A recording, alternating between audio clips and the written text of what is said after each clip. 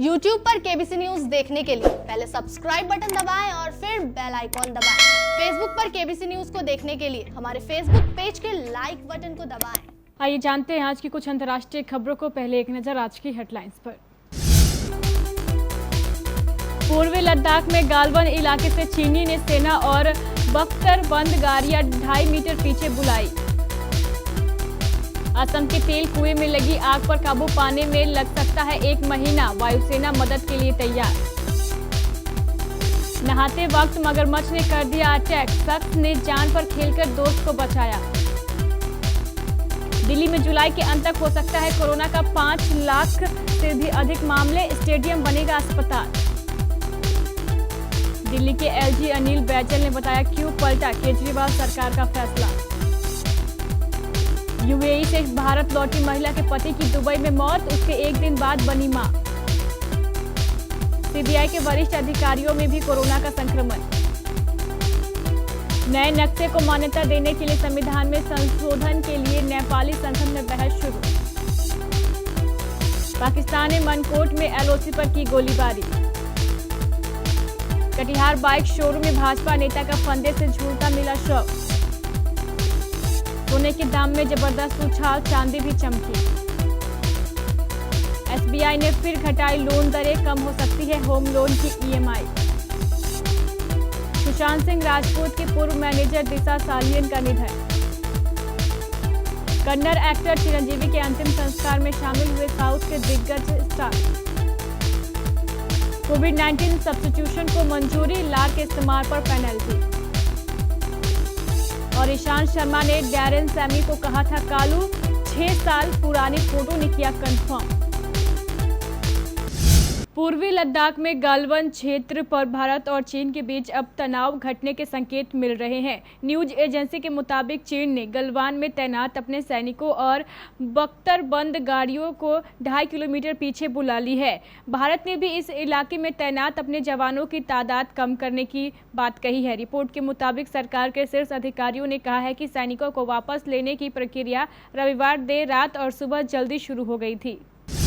असम के तिनसुकिया जिले में बागजान तेल कुएं में मंगलवार को भीषण आग लग गई। कुएं में पिछले 14 दिनों से अनियंत्रित तरीके से गैस का रिसाव हो रहा था। ऑयल इंडिया लिमिटेड के तेल कुएं में लगी आग इतनी भयानक है कि उसकी लपटें 30 किलोमीटर से भी ज्यादा दूर से देखी जा सकती है। कई मीटर की ऊंचाई तक धुएं का गुबार उठ रहा है। 27 मई को हुए भीषण विस्फोट के बाद कल की घटना से आसपास की जैव विविधता को अच्छा खासा नुकसान हुआ है। कुएं का आग बुझाने में जुटे सार्वजनिक क्षेत्र के उपक्रम oil and natural gas corporation का एक दमकल कर्मी बुरी तरह घायल हो गया है।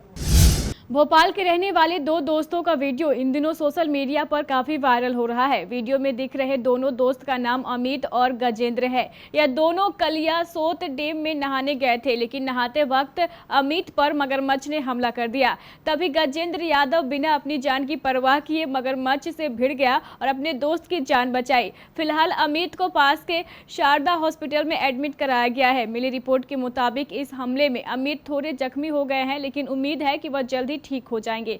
आपको बता दें कि यह दोनों युवक नेहरू नगर पुलिस लाइन के निवासी हैं।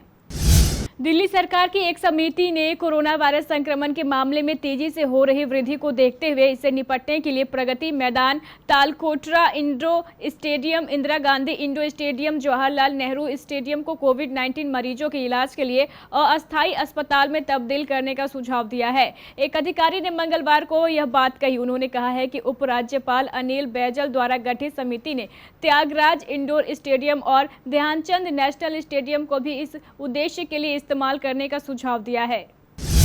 दिल्ली के अस्पतालों में बाहरियों के इलाज पर रोक लगाने के दिल्ली सरकार के फैसले को पलटने को लेकर मंगलवार रात राजनिवास ने स्थिति स्पष्ट की। उपराज्यपाल अनिल बैजल की ओर से जारी बयान में कहा गया है कि उन्होंने दिल्ली सरकार के आदेश को इसलिए उलट दिया था क्योंकि इससे समानता जीवन जीने के संवैधानिक अधिकारों का उल्लंघन हो रहा था। इसमें स्वास्थ्य का अधिकार भी शामिल है। कुदरत के करिश्मे भी अजीब देखने को मिलते हैं। जहां एक दिन पहले दुबई में पति की मौत हुई, वहीं महिला ने मंगलवार को भारत में बच्ची को जन्म दिया। कोरोना वायरस के प्रसार के कारण लगे लॉकडाउन के बीच महिला ने संयुक्त अरब अमीरात से भारत लौटने के लिए सुप्रीम कोर्ट का दरवाजा खटखटाया था। उसे नहीं पता था कि सोमवार को ही संयुक्त अरब अमीरात में उसके पति की मौत हो चुकी है। 28 वर्षीय नितिन यूएई में मैकेनिकल इंजीनियर थे। पत्नी अतीरा उनके साथ रह रही थी। इस बीच कोरोना संक्रमण के कारण लॉकडाउन हो गया। सुप्रीम कोर्ट से मिली राहत के बाद अतीरा यूएई के 7 मई को केरल के कोझिकोड लौट आई। पति नितिन हालांकि वहीं रुक गए। पत्नी के स्वदेश लौटने के 1 महीने बाद इस भारतीय इंजीनियर नितिन की यहां मौत हो गई। पत्नी को यहां भेजने के बाद वो दुबई में रुक गया था। उसके शव को पुलिस शवगृह भेजे जाने से पहले कोविड-19 के परीक्षण के लिए राशिद अस्पताल भेजा गया था। भारत में कोरोना वायरस मरीजों की संख्या में लगातार बढ़ोतरी हो रही है। अब तक देश में पॉजिटिव मरीजों की संख्या 2.5 लाख के पार पहुंच चुकी है। बीते 24 घंटे में 9,983 नए मरीज सामने आते हैं। स्वास्थ्य मंत्रालय की रिपोर्ट के अनुसार देश में कोरोना वायरस से तकरीबन 7,200 लोगों की मौत भी हो चुकी है। नए नक्शे को मान्यता देने के लिए संविधान में किए गए बदलाव पर नेपाल की संसद में मंगलवार से बहस शुरू हो गई है। नेपाल के विधि न्याय एवं संसदीय मामलों के मंत्री शिवमय सुब्बाङफेकी ने चर्चा के लिए यह संशोधित विधेयक सदन के पटल पर रखा है। पाकिस्तानी सेना ने नियंत्रण रेखा पर अपनी नापाक हरकतों को जारी रखते हुए सुबह सवेरे जिले के मेढर सब डिवीजन में मनकोट सेक्टर में संघर्ष विराम का उल्लंघन करते हुए भारी हथियारों से गोलीबारी की। इस दौरान पाकिस्तानी सेना ने भारतीय सेना की चौकियों के साथ रिहायशी इलाकों को निशाना बनाया। इस पर भारतीय सेना ने भी पाकिस्तानी सेना की नापाक हरकतों का मुंहतोड़ जवाब देते हुए उन चौकियों पर जमकर गोलीबारी की जहां से पाकिस्तानी सेना भारतीय क्षेत्र में गोले दाग रही थी। बिहार के कटिहार जिले के बारसोई थाना क्षेत्र के ग्वालटोली निवासी सब भाजपा नेता तापस सिन्हा की मौत संदेहास्पद स्थिति में मंगलवार की देर शाम 8:30 बजे हो गई।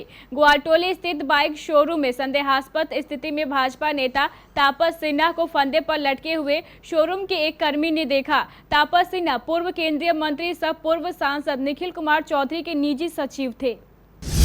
अंतर्राष्ट्रीय स्तर पर सोने की कीमतों में तेजी का असर मंगलवार को घरेलू सराफा बाजार में भी देखने को मिला। राष्ट्रीय राजधानी में मंगलवार को सोना 402 रुपए की वृद्धि के साथ 47,235 रुपए प्रति 10 ग्राम के स्तर पर पहुंच गया। HDFC सिक्योरिटीज ने यह जानकारी दी है।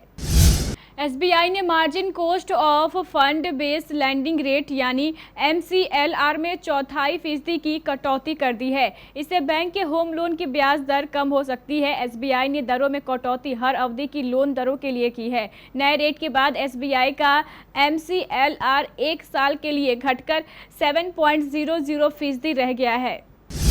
सुशांत सिंह राजपूत की मैनेजर रह चुकी दिशा सालियन के निधन की खबर आई है। इस बात की जानकारी बॉलीवुड एक्टर वरुण शर्मा ने अपने इंस्टाग्राम अकाउंट पर दी है। वरुण शर्मा ने सेलिब्रिटी मैनेजर दिशा के साथ अपनी फोटो शेयर की है और उनके निधन पर शोक जताया है। दिशा सालियन मुंबई के मालाड में रहती थी। वरुण शर्मा ने दिशा के निधन पर शोक जताते हुए लिखा है कि उनके पास कहने को शब्द नहीं है और सोनाक्षी सिन्हा ने भी इसे लेकर रिएक्शन दिया है।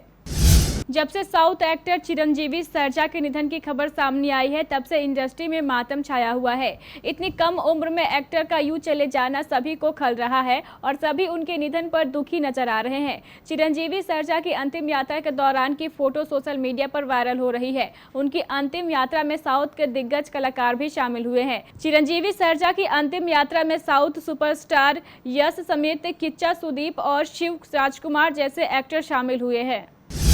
ICC ने टेस्ट मैच के दौरान खिलाड़ियों में कोरोना वायरस संक्रमण के लक्षण पाए जाने पर उसकी जगह स्थानापन्न खिलाड़ियों को उतारने की मंगलवार को अनुमति दे दी है, जबकि कोरोना महामारी के खतरे के मद्देनजर खेल के नियमों में अंतरिम बदलावों के तहत गेंद को चमकाने के लिए लार के इस्तेमाल पर अस्थायी प्रतिबंध और द्विपक्षीय सीरीज में स्थानीय अंपायरों को भी मंजूरी दे दी गई है। वेस्टइंडीज के पूर्व कप्तान डेरेन सैमी ने हाल ही में कहा था कि उन्हें आईपीएल में कालू के नाम से बुलाया जाता था। सैमी के इस दावों की पुष्टि भारतीय टेस्ट टीम के तेज गेंदबाज ईशांत शर्मा की 2014 में इंस्टाग्राम की पोस्ट ने की है। सैमी ने कहा था कि वह जब सनराइजर्स हैदराबाद में खेलते थे तब उन्हें और श्रीलंका के थिसारा पेरेरा को कालू बुलाया जाता था। अब ईशांत की एक पुरानी इंस्टाग्राम पोस्ट चर्चाओं में है जिसने सैमी की बात की पुष्टि की है। ईशांत ने उस समय के सनराइजर्स के खिलाफ Bhuvneshwar Kumar, Dale Steyn, Sammy के साथ एक फोटो साझा की थी जिसके कैप्शन में उन्होंने लिखा था कि मैं भुवी, कालू और गन सनराइजर।